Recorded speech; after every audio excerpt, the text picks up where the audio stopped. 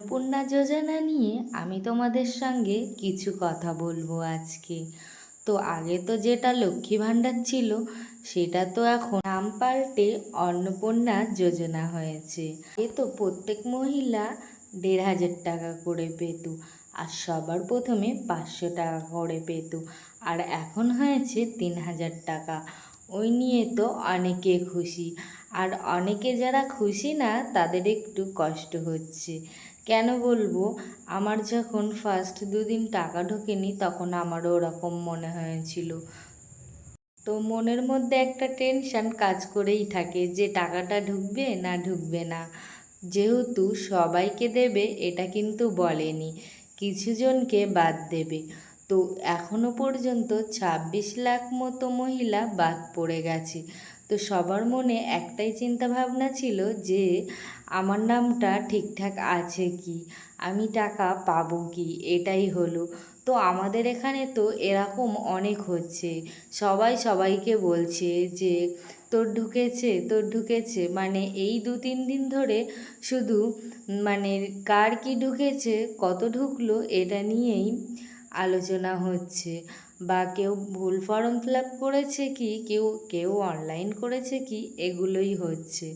তো যাই হোক, আমার মনে হয় সবার ওখানেই এগুলো নিয়ে এই কদিন আলোচনা হচ্ছে।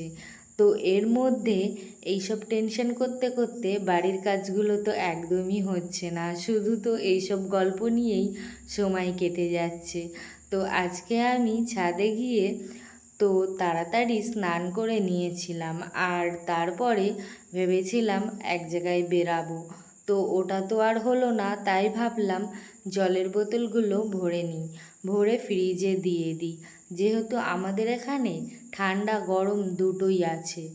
যখন বৃষ্টি হচ্ছে তখন একটু ঠান্ডা ওয়েদার হলেও পরে আবার বেশিই গরম হচ্ছে। তো যাই হোক, এইভাবে তো চলতেই থাকছে। আর এই কদিন খুবই ব্যস্ততার মধ্যে সময় কাটছে। তার ২ দিন আগে আমাদের এখানে সব সার্ভে হয়ে গেছে। তো বাড়িতে বাড়িতে চেক করতে আসার কথা ছিল যে কারোর পাকা বাড়ি, কারোর কাঁচা বাড়ি, কি কটা ঘর, এগুলো নাকি দেখতে আসবে।